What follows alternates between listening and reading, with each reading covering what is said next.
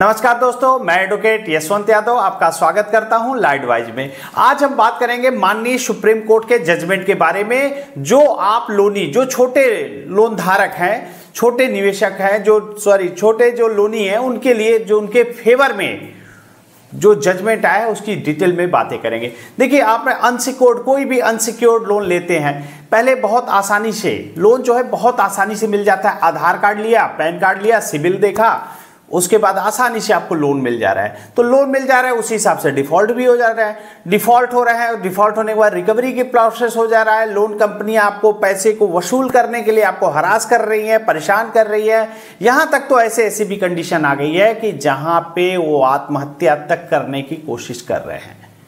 और सेटलमेंट की बात करो तो सेटलमेंट पे वो बात ही नहीं करते हैं, तो लीगल एक्शन की धमकी देते हैं। तो आज के बारे में, आज माननीय सुप्रीम कोर्ट के जजमेंट जो फैसला है उसके बारे में आपसे बात करेंगे, जिससे लोनी की दशा और दिशा को ही तय कर दिया है। लोन में क्या होती है उसकी दशा और दिशा को ही तय कर दिया है। माननीय सुप्रीम कोर्ट का यह सख्त निर्देश दिया है, सख्त निर्देश है कि छोटे लोन डिफॉल्टर जो हो गए हैं, जो डिफॉल्ट हो गए हैं, नहीं पैसे दे पा रहे हैं, तो उनसे पहले सेटलमेंट की बात की जाएगी। सेटलमेंट की बात की जाएगी, उसके बाद अगर बात नहीं बनती है तब वो जाकर के कानूनी प्रक्रिया दायर कर सकते हैं। तो आज की वीडियो इसी पर है, आज की पूरी वीडियो इसी पर है, ताकि आपको आपके राइट्स, आपके साथ सरकार के साथ साथ आपके साथ जजमेंट, न्यायपालिका भी आपके साथ में खड़ी है, आरबीआई की गाइडलाइन भी आपके साथ है। आप लोग बस डर जाते हैं। आपको अपना राइट्स, अपना अधिकार जानना पड़ेगा। तो करना क्या है, देखिए, आप तो आजकल ऑनलाइन का जमाना है। इस समय आसानी से आपके आधार पैन को देखा, सिबिल देखा, ऑनलाइन आपको लोन मिल गया। आधार कार्ड, पैन कार्ड, सिबिल देखा, कोई वेरिफिकेशन नहीं, कुछ आसानी से, जितनी आसानी से लोन मिलते जा रहा है। और किसी विषम परिस्थिति मतलब कोई एक्सीडेंट हो गया, जॉब लॉस हो गया, या फिर कोई बीमारी हो गई, कुछ भी हो सकता है, कोई भी कारणवश यदि आप लोन की ईएमआई नहीं चुकाते हैं, या फिर आप एक लोन की ईएमआई डिफॉल्ट हो गए हैं, तो आपका सिबिल अच्छा है, आपने एक लोन को चुकाने के लिए दूसरा ले लिया, दूसरे को लिए तीसरा, चौथा, पांचवा, मल्टीपल लोन के ट्रैप में फंस गए, मल्टीपल लोन ले लिए। एक समय इतना हो गया, ये आपकी लोन की ईएमआई ज्यादा हो गई और आपका सैलरी, आपकी इनकम कम हो गई। अगर ऐसा हो जाता है तो आपको डिफॉल्ट होना तय है, कि आपको डिफॉल्ट होने से कोई नहीं रोक सकता। अगर ऐसी कंडीशन बनती है तो स्टॉप लॉस, रुक जाइए, डिफॉल्ट होने से रुक जाइए, मल्टीपल लोन लेने से रुक जाइए, वहीं पे रुक जाइए। तो करना क्या है, कंपनियां शुरू क्या करती, पहले आपको रिकवरी प्रक्रिया शुरू कर देंगी। रिकवरी प्रक्रिया शुरू करेंगी तो आप सेटलमेंट की बात कंपनी को कहेंगे, तो ये कंपनियां तो सुनती नहीं है, सेटलमेंट पे तो आती नहीं, कहते नहीं मुझे, हमारे यहाँ सेटलमेंट का कोई ऑप्शन ही नहीं है। फिर आपको मल्टीपल कॉल, फोन पे फोन, कॉल पे कॉल, इतने कॉल कर देते हैं। क्यों करते हैं कॉल, आप बताइए। कॉल इसलिए किया जाता है क्योंकि आपको मेंटली हरासमेंट किया जा सके, आपको साइकोलॉजिकल प्रेशर में लेना जा सके। तो साइकोलॉजिकल प्रेशर में मत आइए। ये क्यों ऐसा करते हैं, कैसे ऐसा क्यों करते हैं, आप बताइए। ऐसा इसलिए कर रहे हैं क्योंकि आपको एक बार फोन आएगा, 2 बार आएगा, 4 बार आएगा, आपके दिमाग में एक दिन में 50-50 कॉल आ रही है। क्यों आ रही है, आ क्यों रही है, आपको मेंटली हरासमेंट करना चाहते हैं। आप मेंटली हरासमेंट मत होइए, क्या जरूरत है इनकी फोन उठाने के लिए। मल्टीपल, एक फोन आए तो समझ में आए, 50-50 फोन, 100 फोन, एक फोन आ रहा है, दूसरा वेटिंग पे जा रहा है। तो ऐसी कंडीशन जब बनती है तो number not in phone book on कर लीजिए। कोई जरूरत नहीं है इनसे बात करने की। इनसे बात क्या है, आपको इनका उद्देश्य क्या है, इनका उद्देश्य यह कि आपको मेंटली टॉर्चर करना। अभी आपको बताया कि हाँ आपने नहीं दे पाएंगे, 1 महीने बाद देंगे, या फिर जो भी कंडीशन आपने बताया, तो 1 महीने बाद कॉल आनी चाहिए। एक बाद 10 मिनट बाद, आधे घंटे बाद फिर कॉल आ रही है, इसका मतलब क्या है, मतलब क्या है उनका उद्देश्य ही है आपको साइकोलॉजिकल प्रेशर में लेना, आपको मनोवैज्ञानिक दबाव में लेना। तो आपको मनोवैज्ञानिक दबाव में अब नहीं आना है। फोन उठाना या न उठाएं आपकी मर्जी, आपका मोबाइल है, कितना फोन उठा सकते हैं एक दिन में आप। अरे 1-2 समझ में आए, 50 फोन, 100 फोन, विश्वास मानिए 100 फोन आते हैं। नहीं विश्वास है, कमेंट्स में आप लिख दीजिए और सबके कमेंट्स देख लीजिए कि कितने कॉल आते हैं, सबको समझ में आ जाएगा। तो मेंटली प्रिपरेशन में आपको आने की जरूरत नहीं है, कोई जरूरत नहीं। आपकी मर्जी, आपका फोन है, आपकी मर्जी, आपका फोन है, आप उठाएं या न उठाएं, इस पे आपका कोई दूसरे का रोक नहीं है कि हाँ कोई बात होती है तो आपको फोन उठाना। फोन आए, आपकी मर्जी, फोन को डिस्कनेक्ट कर दीजिए, या फिर आप एक ऑप्शन होता है number not in phone book का, आप उसको ऑन कर सकते हैं, कोई जरूरत नहीं है इनसे अननोन नंबर से बात करने के लिए। वैसे भी ट्रू कॉलर पे तो अब आपको पता ही चल जाता है ये फ्रॉड कॉल है, पता तो चली जाता है। और बताइए कमेंट्स में कितने कॉल आते हैं। और दूसरा काम होता है रिकवरी एजेंटों का।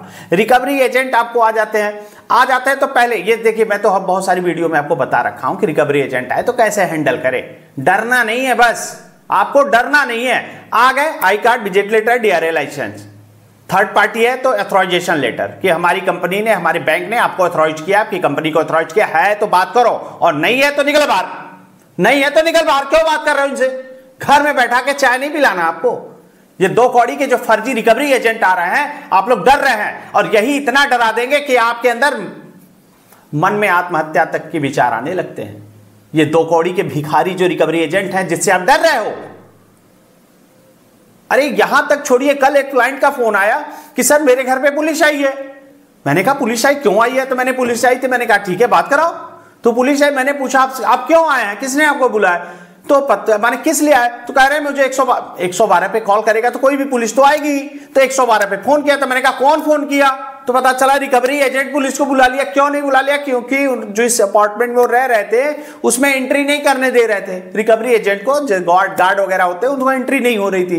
तो नहीं एंट्री हो रही थी, उसने पुलिस को फोन कर दिया कि मुझे रिकवरी में दिक्कत हो रही है, पुलिस को बुला ले। मैंने कहा अच्छा ठीक है। उन्होंने मुझसे बात किया तो पुलिस आई, मैंने पूछा मैटर क्या है? तो उन्होंने बताया अभी तो मैं आया हूं, बताएंगे ये लोग क्या मैटर है। तो मैंने कहा अच्छा ठीक है, आप एजेंट जो रिकवरी एजेंट, हमने कहा बुलाया कौन? तो कहा पुलिस से। मैंने पूछा आपको किसने बुलाया? पता चला रिकवरी एजेंट बुलाया। तो हमने कहा उनसे पूछिए विजिट लेटर है, हाँ या ना में जवाब दीजिए। पता चला कुछ का, मैंने कहा उसका, जब उन्होंने पूछा 112 से पुलिस आई, उससे पूछा क्या आपके घर, इनके घर पे आने का विजिट लेटर है? तो पता चला नहीं विजिट लेटर नहीं है हमारे पास। विजिट लेटर, इतना कहते ही रिकवरी एजेंट तुरंत अपने बात को हटाते हुए केस को समाप्त किया। और मैंने पूछा क्लाइंट से अपने फोन करके कि हुआ क्या? तो कहा सर उसके बाद तो वो लोग ऐसा भागने लगे कि मैंने तो हमने कहा तो जाइए उसको केस थाने पे, तो एफआईआर 112 नंबर तो आई थी, कंप्लेन कर दीजिए। तो उन्होंने कहा ठीक है मैं जाता हूं, अब कंप्लेन करता हूं। तो आपको अपना राइट्स पता रहेगा, अपना अधिकार पता रहेगा, तब आप डरेंगे। नहीं तो बताइए उसकी इतनी हिम्मत दो कौड़ी के भिखारी की, रिकवरी एजेंट की, जिसके पास विजिट लेटर तक नहीं है, बिना विजिट लेटर के घर पे आ गया विजिट करने के लिए, और पुलिस का नाम सुनते ही ऐसा भागा कि उसको वहां पे सोचा कि अब यहां पे मामला गड़बड़ हो जाएगा। सामने वाले और सामने मैंने भी बात किया कि हाँ ठीक है ये मैटर है, इनके पास विजिट लेटर है या नहीं है, बस इतना पूछिए। उतना पूछते ही पता चला कि हाँ। तो ऐसे लोग होते हैं, ऐसे डराए जाते हैं। तो आपको डरना नहीं है, आपको डरना नहीं है। ये मेंटली हैरेसमेंट करते हैं, डरिए नहीं। डरेंगे तो डराएंगे, डरेंगे तो डराएंगे, नहीं डरेंगे तो नहीं डरा देंगे। ये आपके ऊपर है। लोग, हमारे क्लाइंट ऐसे भी हैं जिनके घर रिकवरी एजेंट आने से सोचते हैं कि जाएं या ना जाएं। क्यों?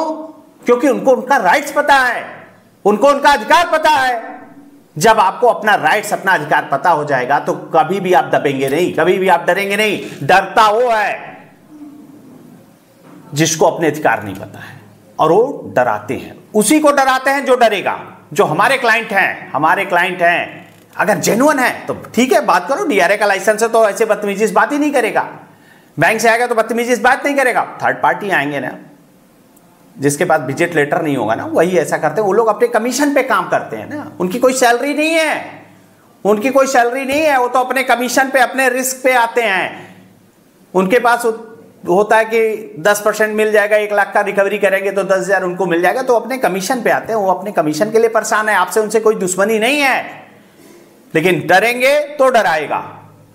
तो अब आ जाते हैं माननीय जो सुप्रीम कोर्ट का जजमेंट है, जो सुप्रीम कोर्ट ने दिशा निर्देश दिया है, जो सख्त टिप्पणी किया है। यदि आपने लोन लिया है, डिफॉल्ट हो गए हैं, अगर आपने डिफॉल्ट हो गए हैं, पहले कंपनी को आपसे सेटलमेंट की बात करनी पड़ेगी। पहले सेटलमेंट की बात करिए, उसके बाद कानूनी कार्रवाई करिए। और यह चीज आप, अगर कोई आपको परेशान कर रहा है, हरास करना है, आप एडवोकेट के माध्यम से इस जजमेंट को हवाला देते हुए, उसको बताते हुए आप एक मजबूत ड्राफ्ट बना करके कंपनी को भेज दीजिए। सुप्रीम कोर्ट सर्वोपरि है। ये अगर कोई निर्देश देती हो तो सबको मान्य होता है। जब आप छोटे लोन धारकों के लिए माननीय सुप्रीम कोर्ट और आपका आरबीआई आपके लिए खड़ी है, तो आप क्यों डर रहे हैं? तो केस था, एक फाइनेंस कंपनी थी और उसमें स्टेट ऑफ कर्नाटका का केस है। इसमें हुआ क्या था, केस में छोटे छोटे लोन, जो छोटे छोटे लोन धारक हैं, जो छोटा अमाउंट होता है उनके लोन धारक, उनके ऊपर कानूनी कार्रवाई कर दिया गया था। कानूनी कार्रवाई मतलब एफआईआर दर्ज करा दिया गया था। तो एफआईआर दर्ज कराने के बाद उन्हें मजबूर किया जा रहा था, उनसे हरास किया जा रहा था, परेशान किया जा रहा था, धमकी दिया जा रहा था कि आपको जेल में डाल दिया जाएगा। तो एफआईआर कैसे हो गया? लोन लिया है, डिफॉल्ट किया है, एफआईआर होने का तो प्रावधान ही नहीं है। लेकिन उसके बाद माननीय सुप्रीम कोर्ट ने सख्त निर्देश दिया, यदि आप छोटे लोन धारक हैं तो उस छोटे लोन धारकों को पहले ऑफर करना पड़ेगा, सेटलमेंट का ऑफर करिए, उसके बाद नहीं सेटल होता है, उसके बाद की प्रक्रिया है, पहले सेटलमेंट, मध्यस्थ करके सेटलमेंट करके उसको खत्म करिए। ये टिप्पणी जो की है माननीय सुप्रीम कोर्ट ने, सख्त टिप्पणी की है, और लोन धारकों को मौका दिया जाना चाहिए और उनको मौका मिलना चाहिए लोन का सेटलमेंट करने का, लोन को क्लोज करने का, सेटलमेंट। ये जो अहम फैसला आया है जिसको है, जब अगर आपके पास भी ऐसे परेशान किया जा रहा है तो कंपनी को आप एक लेटर इशू कर सकते हैं जरिए एडवोकेट के माध्यम से एक ड्राफ्ट बना करके, मजबूत ड्राफ्ट बना करके कंपनी को दीजिए, सेटलमेंट की बात रखिए। तभी मैं बार बार आपसे कहता हूं, पहला काम, कंपनी अब लोन लिए हैं, डिफॉल्ट किए हैं, ठीक है, आपने गलती किया क्या? लोन लिए, डिफॉल्ट किए, क्यों किए? किसी विषम परिस्थिति नहीं दे पाए, तो कैसे कंपनी को पता चलेगा कि आपको कोई दिक्कत है? आप अपनी दिक्कत, समस्या, परेशानी लीगल प्रायर नोटिस कंपनी को दीजिए। लीगल प्रायर नोटिस देने से यह हो जाता है कि आपको अपनी बातों को कंपनी तक पहुंचा दिए। आपने लिया लोन, आप डिफॉल्ट हो गए, जो परिस्थिति खराब थी, तो जरिए रजिस्टर्ड डाक एडवोकेट के माध्यम से भेजिए, क्योंकि एडवोकेट के माध्यम से भेजेंगे, आप भेजते हैं तो हो सकता है कन्वर्सेशन, वार्तालाप हो रही है, कंपनी ये कह सकती है, लेकिन एक एडवोकेट जब नोटिस भेजता है तो उसका मतलब कानूनी नोटिस है, वो लीगल प्रायर नोटिस है। आपको इन्फॉर्म किया जा रहा है कि ये हमारे क्लाइंट हैं, इन क्लाइंट की ये कंडीशन है, अब आगे की दिक्कतें आ रही है, नहीं कर पाएंगे, आपको समय चाहिए, और सेटलमेंट का लेटर इशू कर सकते हैं, और सेटलमेंट लेटर करके आप उसको क्लोज करा सकते हैं, जिसके साथ साथ माननीय हाई कोर्ट और सुप्रीम कोर्ट भी आपके साथ है। इस पेज में हुआ क्या था, माननीय कर्नाटका हाई कोर्ट ने छोटे ऋण धारकों के पक्ष में एक बड़ा फैसला दिया है, जिसमें है फाइनेंस कंपनी छोटे ब्रोवर जो है उनको सीधा दबाव नहीं डाल सकती। सीधा दबाव मतलब यही रिकवरी का डायरेक्ट ऐसे सीधा दबाव जो हरास परेशान किया जाता है, नहीं कर सकती। पहले सेटलमेंट और बातचीत अनिवार्य होगा, पहले सेटलमेंट पे आइए, बातचीत करिए, तभी आगे की कार्रवाई संभव होगी। आगे की कार्रवाई मतलब जो आगे का लीगली ये कानूनी कार्रवाई कर सकते हैं, उनका राइट है, उनका अधिकार है। लेकिन अगर जो नियम क्या है कि आप अपनी बातों को सेटलमेंट तक लाइए, कंपनी से बात करिए, कंपनी ऑफर करिए, अगर सेटलमेंट हो जाता है। छोटे लोन धारकों के लिए है कि भाई ठीक है, 10 लाख, 15 लाख, 20 लाख, 25 लाख तक का लोन है, उसको दे लेकर के क्लोज करिए, तो उसको छोटे लोन धारकों के लिए उसको एक सहूलियत, एक दिशा निर्देश मिला है कि आपको, और माननीय सुप्रीम कोर्ट ने ये निर्णय करके दशा और दिशा ही एक तय कर दी है कि आपको ये चीज करना है। लोन कंपनियों के ऊपर अंकुश लगाया गया है। लोन कंपनियों के इतनी कंप्लेन जा रही है, इतनी दिक्कतें हो रही है, यहां तक हो रही है कि आदमी सुसाइड तक कर ले रहा है, आत्महत्या तक कर ले रहा है। आज के समय में कुछ हमारे ऐसे क्लाइंट थे जो कि अब नहीं हैं, ऐसी घटनाएं कर ली हैं, उनके मन में गलत विचारें आने लगी और आत्महत्या तक कर लिए। तो कानूनी कार्रवाई से पहले आपको सेटलमेंट का मौका देना होगा, सेटलमेंट का मौका मिलना चाहिए, और डरे नहीं, अपने राइट्स को, अपने अधिकार को जाने, और जानना आपको जरूरी है, नहीं तो ये रिकवरी एजेंट आपको परेशान कर देंगे। अगर आप हमारे क्लाइंट हैं, आपको कोई दिक्कत आती है, recall notice, demand notice, arbitration notice, कोई नोटिस आती हो, आप हमें भेज दीजिए, मैं उसका ड्राफ्ट बना करके आपको भेज दिया जाएगा। अगर रिकवरी एजेंट आते हैं, डराते हैं, हरास करते हैं, परेशान करते हैं, कहीं दिक्कत समस्या पड़ती है, तो अगर आप हमारे क्लाइंट हैं तो हमारा नंबर आपके पास होगा, हमारा पर्सनल नंबर, आप हमसे बात कर सकते हैं। लेकिन बहुत ज़्यादा लोग, ऐसा नहीं कि कोई भी आए तो मैं तो इतना कर नहीं सकता, लेकिन हमारी टीम आपके लिए लगी है, आप फोन करते हैं। अच्छा, मुझे बड़ा खुशी होता है आज के समय में कि मैं इतने लोगों को इतने कम समय में सर्विस दे रहा हूँ। कम समय का मतलब आप फोन कर रहे हैं, आपसे फोन पे बात हो रही है, सबसे पहले हमारी टीम हम आपसे बात करें, अगर मैं कोर्ट में हूं तो हमारी टीम आपसे बात करिए। आप हमारा चैन बना हुआ है 1 2 3 लोग 4 लोग आपके फोन पिक करने के लिए, ताकि आपको कोई दिक्कत समस्या परेशानी हो। उसके बाद आपको हमारा क्लाइंट आईडी के बाद हमसे डायरेक्ट हमारा नंबर है, हमसे बात हो सकती है। और इतना सपोर्ट, आज आप नोटिस देते हैं तो शाम तक नोटिस बना करके स्पीड पोस्ट करना, आगे का प्रोसेस करना, कोई दिक्कत समस्या परेशानी हो तो हमारा नंबर है, आप हमसे डायरेक्ट संपर्क कर सकते हैं। और उसके बाद रिकॉल डिमांड आर्बिट्रेशन, कोई नोटिस आती है तो नोटिस का जवाब दीजिए। उसके बाद अगर payment and settlement act section 25 का केस या एनआई एक्ट चेक बाउंस का केस, कोई भी केस होता है, चाहे कलकत्ता में, अहमदाबाद में, जयपुर में या फिर कहीं भी इंडिया के किसी कोने में होता है, तो हमारे पैनल के एडवोकेट आपकी बेल करा देंगे, इजीली आपको बेल करा देंगे। आगे का प्रोसेस सेम डे बेल होती है, सेम डे बेल हो जाती है। आपको बेल कराना, आगे का प्रोसेस करना, A to Z सब हमारे होगा। अगर 13/2 सरफेसी एक्ट का नोटिस आए हो, 13/4 का नोटिस आए हो, तो आप तुरंत, आपको ज्यादा देर नहीं करना है। एक्सपर्ट एडवाइस के लिए आप हमसे पर्सनली मीटिंग कर सकते हैं, ताकि आपकी प्रॉब्लम को समाप्त किया जा सके। उसके लिए जो विकल्प है, जो तरीका है, वो करना पड़ेगा। 13/2 की नोटिस का ऑब्जेक्शन देना पड़ेगा, आपत्ति तैयार करनी पड़ेगी, ताकि आपकी प्रॉपर्टी को कहीं औने पौने दाम पे सेल कर दिया जाए। और कोई भी दिक्कत समस्या परेशानी हो तो हमारा नंबर है, आप हमसे संपर्क कर सकते हैं। मैं अपनी बातों को यहीं समाप्त करता हूं। जय हिंद, जय भारत, नमस्कार।